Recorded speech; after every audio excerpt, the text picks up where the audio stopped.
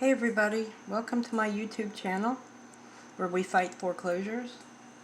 Today we're going to talk about if you're the plaintiff and you're fighting the bank and they're the defendant, you're going to want to make sure that your actual complaint survives what's called a motion 12b6, motion to dismiss.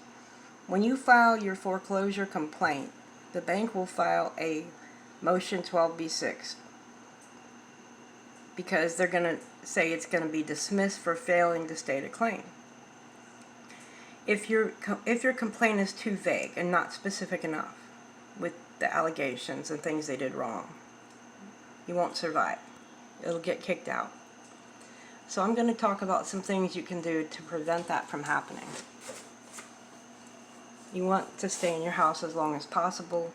You're going to need some ammunition to fight the bank, and that's evidence. So let's talk about evidence. What is evidence? Evidence is the things that they send you in the mail called the monthly mortgage statements that show what your payment is, and a lot of times they will send you these without realizing what they're really sending you, unauthorized fees and such. One of the things you can do to help yourself get some evidence is to make a spreadsheet. So let's go over what that looks like.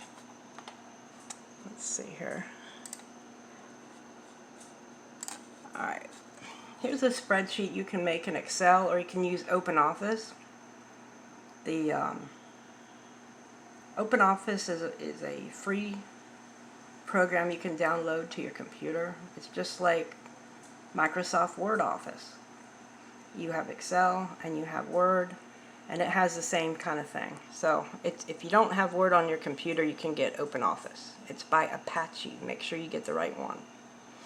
So anyway, here we go. We have a spreadsheet, and the first column has the statement date, and you can see the statement date there. It'll say the amount due on the statement, and this is everything the bank is saying. So you want to put in these columns everything, like the first one, the statement date's 1/5/21. On that statement, it stated the amount due was $1,002.64.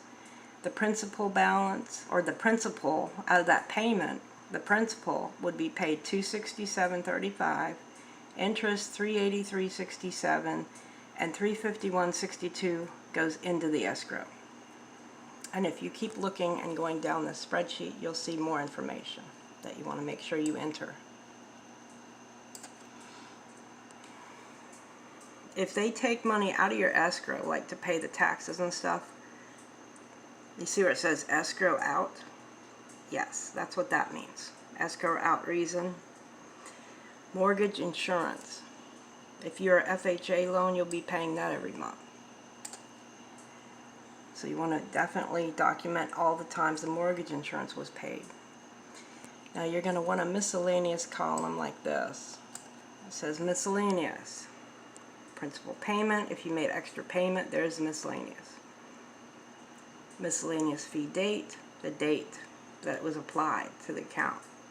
Late fees. If they charge you late fees, you want to put in the amount and the date. Date that the late fee was assessed. Very important that you get these things on your spreadsheet, and I'll explain why. And then you want a column showing the principal balance. At the start of the loan, at the top, you'll see it start to go down. It should go down anyway, right? And then you want to have more miscellaneous columns that explain things.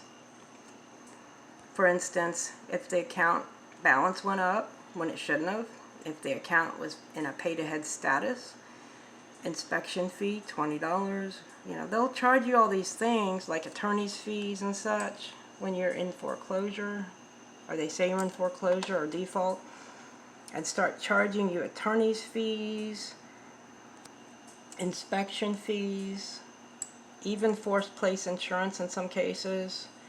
And all these fees need to be documented on your spreadsheet. And you need the date and the month of that statement, so that when you're writing your complaint, you can say, on this date, on this statement, this amount was unauthorized for whatever reason. late fees, title insurance cost, notice of publication for foreclosure sale, attorney's fees, things of that nature are you want to argue in court about those unauthorized fees. And so if you have your spreadsheet and your statements, you want to scan your statements in as well. Save them as PDF file, attach them to your complaint. That way the bank will have that to look at, and they'll have to answer to your complaint. And if you're very specific with what you're complaining about, it'll be harder for the judge to dismiss it for not stating a claim. That relief can be granted, see. So that's that. Now we're going to talk about something else. Besides the Rule 12B, motion to dismiss, we're going to talk about how to look up a case in the federal court. In this case, you want to go to PACER. At the top, you'll see where it says PACER. That's Public Access to Court Electronic Records. PACER. The website address is pacer.uscourts.gov. You can also, you'll have to make an account and log into it. I think if you want to view any documents, it's 10 cents a page, so be frugal with that. I don't think they charge you unless you go over $30. So once you get there and you logged in, you go to the court search part and you go down to find your court. In this case, mine was Pennsylvania. Let's go to PA. Oh, come on, PA. Alright, PE. Alright, Pennsylvania Middle District Court. If you've been there, it'll highlight and it'll make it easier to find. So I click on that. And then there's my court.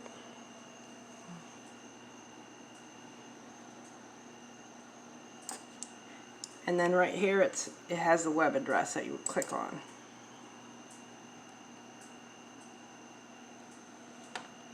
Alright, now here it is. If I want to find my case, where is the search? Case locator, I think this is it right here. Nope, go back. That wasn't it.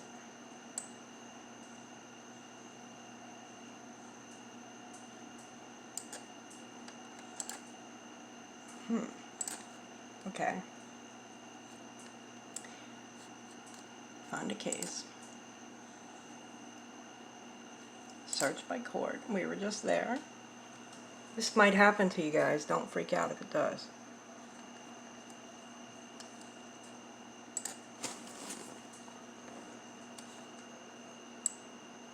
Alright, let's go back to where we were. We did something wrong. Don't get frustrated when this happens, guys, because it happens to us all. Alright, here we go. Back to PA. Back to PA again.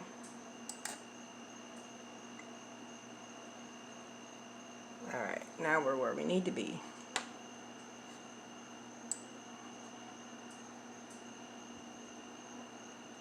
Alright.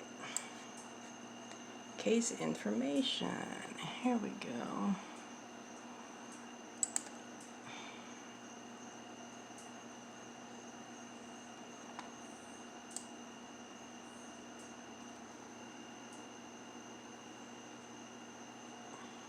Sometimes I think too much information is so annoying. Opinions, forms, where's the search at? Case info. Alright, here's the case info.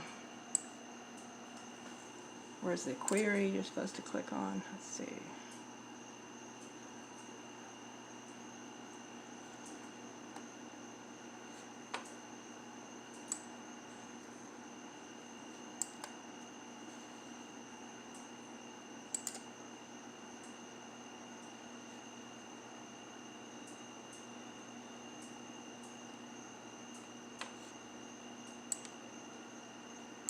Case info. Okay, let's see here.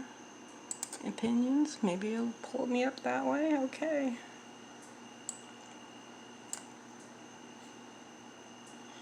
Oh, I don't want to do that.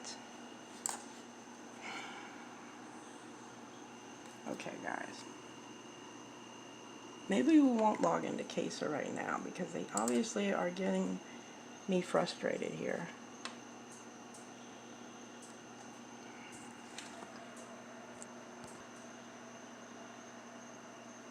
Okay, here we go, guys. I found what I was looking for, the query page. Alright, so let's click on query.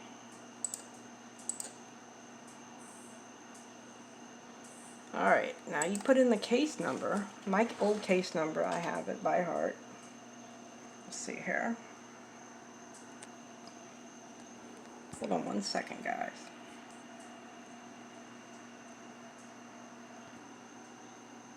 Okay, so I put in my case number. Find this case.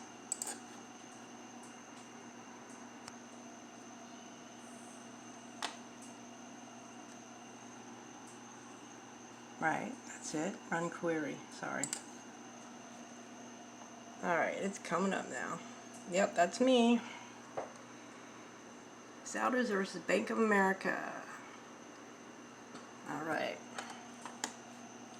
Now if we go down, we can look at the history of the documents here. That's what you want to click on. And you can see, run another query. Come on. Alright, here we go. History. Here we go. Notice of removal is the first thing. And that was in June of 2012. And you can see each thing, and you can click on each thing that was filed, so you can read it if you want to. But like I said, 10 cents a page, it can get expensive.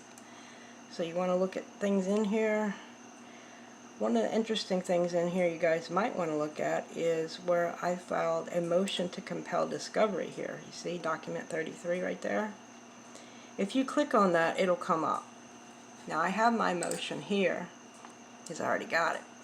So I don't have to pay for it again. You'll see right here, this is what it comes up. A motion to compel is basically when you serve the other side discovery requests and they don't answer them, you file a motion to compel asking them, the court, to actually force them to answer the question. So I have discovery here. I don't know if we have enough time to go over it now, but I just wanted you to know it's there, and you should probably read it so you can see how to do this. Interrogatories. Ta-da! And as you can see, they didn't fill any of this out, obviously. But this is what I served the other side, all these questions. And again, it's evidence to use against them, so that your case can stay in court longer. Now, my case wasn't in there that long, I don't think. Let me see, let me pull it up. You can see when it finally did end. Let's see here. We filed back and forth. Alright, you see 77 documents, 12/4/2013. So that's a lot of stuff going back and forth, you know what I'm saying? It started in 6/6/2012. So if you're going to fight them yourself, you're going to need to know what things you have to file back and forth to each other to stay in the game.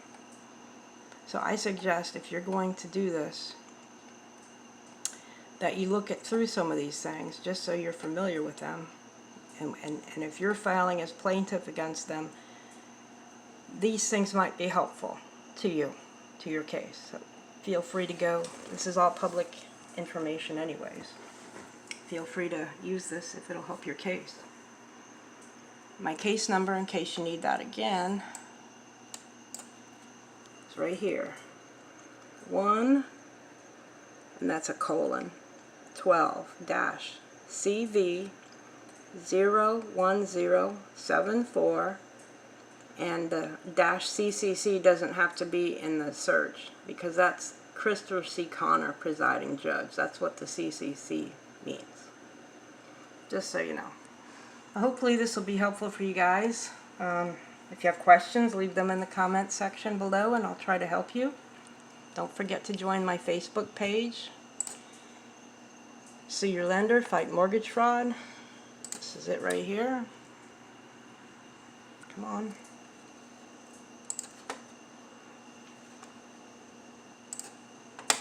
Alright. Well, if it's going to come up, that'd be nice.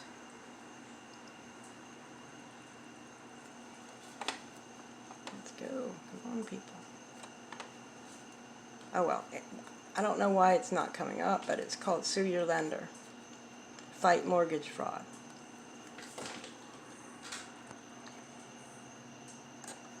Alright guys, well y'all have a great day.